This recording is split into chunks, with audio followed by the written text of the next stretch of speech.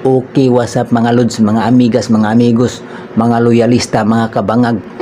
Tignan nyo to. May nag-comment. Ikaw nag-comment ka. Hanap ka sa 25 million ni Sara Duterte. Ito, panoorin mo to. May know kung saan po nagastos yung 125 million?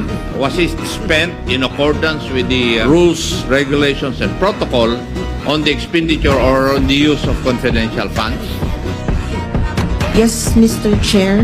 As indicated sa accomplishment report ko, na-liquidate naman po nila based on confidential expenses as required by the joint circular po.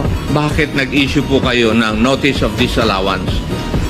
Mr. Chair, as to yung first finding, meron po kasing specific requirement ang joint circular na document na hindi po nila na-submit or nag-submit sila pero hindi po sufficient siya to answer the requirement of the joint circular, Mr. Chair. Yes. Yung 125 million, parang ginamit po yan in 132 areas. Hindi po ba sa tingin ng COA medyo kwan ito? Medyo imposible. Based on other, parang okay lang. Kami naman po ay siya. gumagamit din po ng intelligence fund. Ay nanggaling po ako sa service.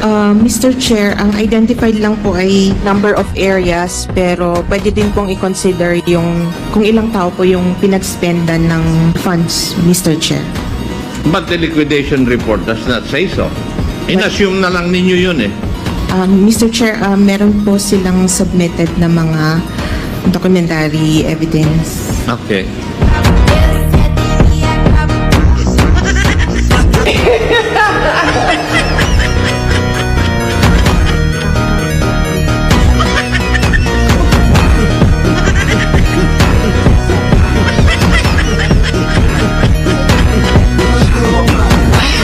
Alam mo, sa lahat ng mga bobo, ikaw yung tarantado.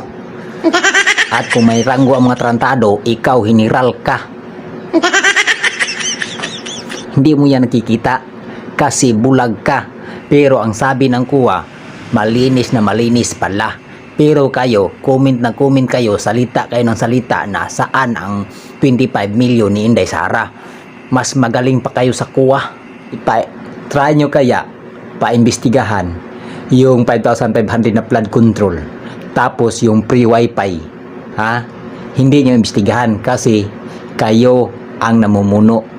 Tapos yung mga totoo na kurap, hindi nyo imbestigahan kasi kaalyado ninyo.